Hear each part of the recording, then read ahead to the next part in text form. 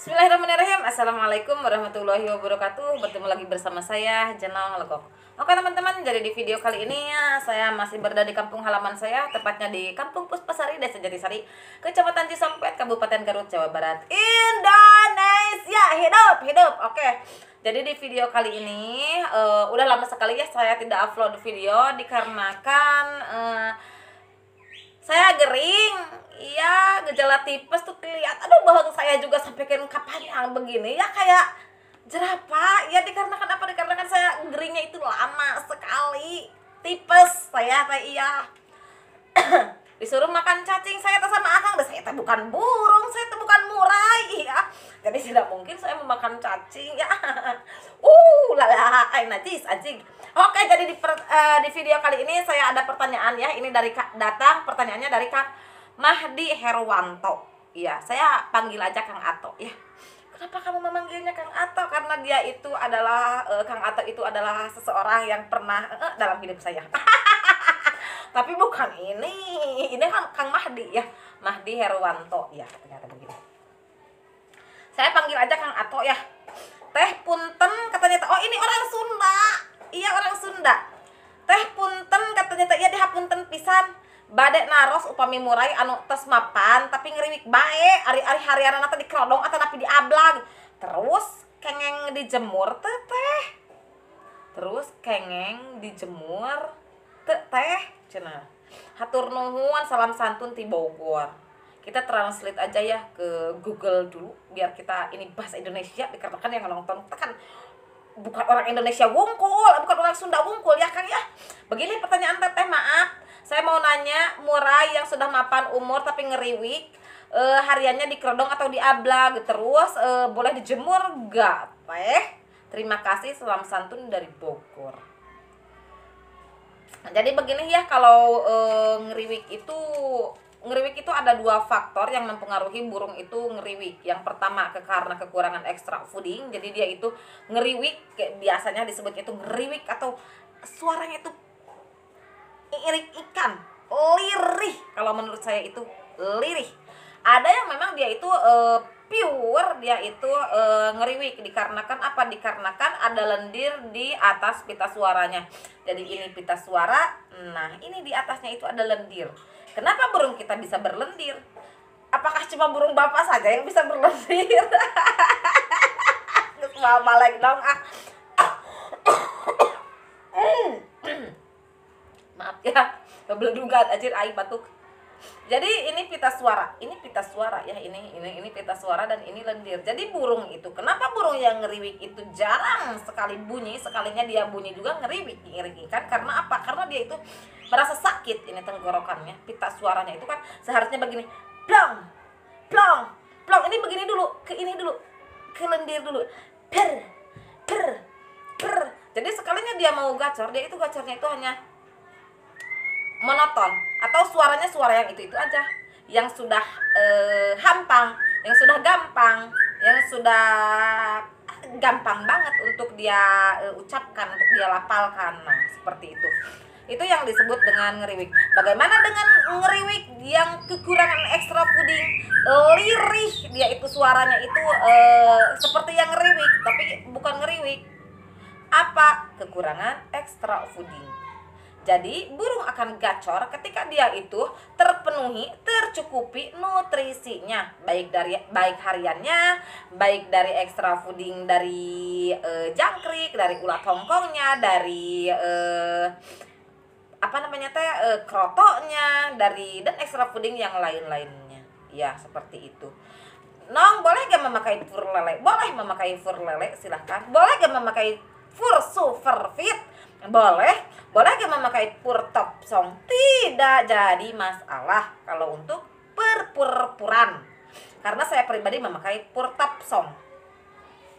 Kalau hariannya itu bagusnya di kerodong atau di ablag, tergantung burungnya, tergantung karakternya, tergantung kebutuhannya.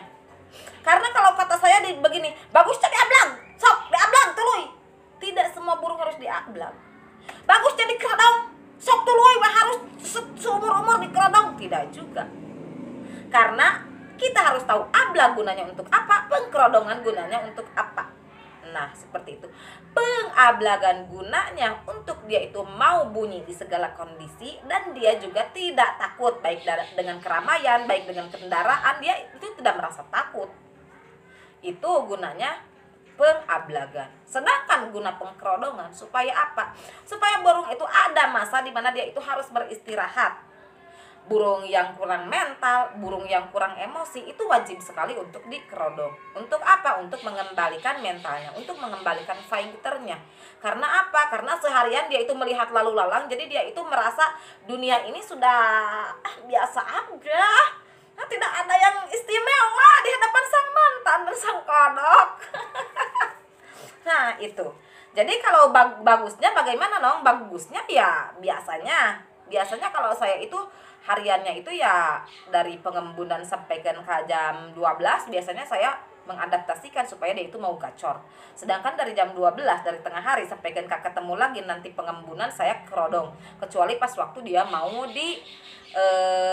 beri pakan. Nah, seperti itu. Ya gunanya seperti tadi. Gunanya diablag untuk bunyi dan gunanya pengkerodongan untuk supaya dia itu mau gacor. Di pengkerodongan itu supaya emosi dan mentalnya ya. Kayak burung stres, burung-burung yang seperti itu nanti stresnya akan hilang ketika dia dikerodong. Karena apa? Hening, tenang, dan juga tidak melihat apa-apa seperti itu. Terus kengeng dijemur tuh teh, boleh dijemur gak, Nong? Atau ya harus? Sebenarnya untuk pengembunan, penjemuran itu bisa dikategorikan harus, wajib kalau menurut saya mah. Apakah semua burung kerjaannya cuma harus dijemur dan diembun? Tidak. Pengembunan itu ada gunanya, penjemuran ada gunanya, terus pengumbaran juga ada fungsinya. Nah, di sini kita itu hanya harus tahu fungsi-fungsi dari penjemuran, pengkerodongan, pengablagan, pengembunan, pengumbaran. Di sini pertanyaan Akang itu fungsi-fungsi, ya, fungsi dari segala fungsi. Seperti halnya gunanya mata untuk melihat. Melihat apa saja, no? Melihat duit, melihat mantan, melihat kodok, melihat cacing, melihat ular, itu gunanya untuk mata. Melihat hal-hal yang mendapatkan pahala dan juga mendapatkan hal-hal yang berguna untuk nusa dan bangsa. Anjir, aing gering, oi, aing jadi gacor kieu, teu sangka kieu si Nong. Jadi di sini boleh dijemur gak? Boleh. Gunanya penjemuran itu supaya si burung itu emosinya ada dari penjemuran itu, untuk bulu-bulunya bagus. Karena penjemuran itu kan biasanya kita itu untuk para pemain biasanya menjemur itu di jam 7, jam 8, jam 9 itu untuk burung-burung yang normal, yang tidak mempunyai kasus, oper birahi, tidak mempunyai kasus gering, tidak mempunyai kasus, pokoknya burung yang stabil emosi dan birahinya. Nah, seperti itu. Jadi pas waktu dijemur, burung itu merasakan kehangatan mentari, mendapatkan vitamin D dari mentari juga, dan juga mendapatkan beberapa fungsi dari matahari untuk kesehatan tubuhnya. Nah, seperti itu. Itu bagus. Untuk durasi, Nong, berapa menit, Nong, durasi ya untuk penjemuran? Banyak orang yang masuk ke pertanyaan saya itu mengkategorikan kalau, Nong, burung saya dijemur sampai ke 3 jam kuat katanya, tetapi kenapa gak bunyi? Bukan faktor penjemuran mah bukan menjadi bahan utama. Kalau burung dijemur lama itu akan gacor, cocor-cocosan seperti pepetasan yang diasupin karena bool katel. Bukan itu.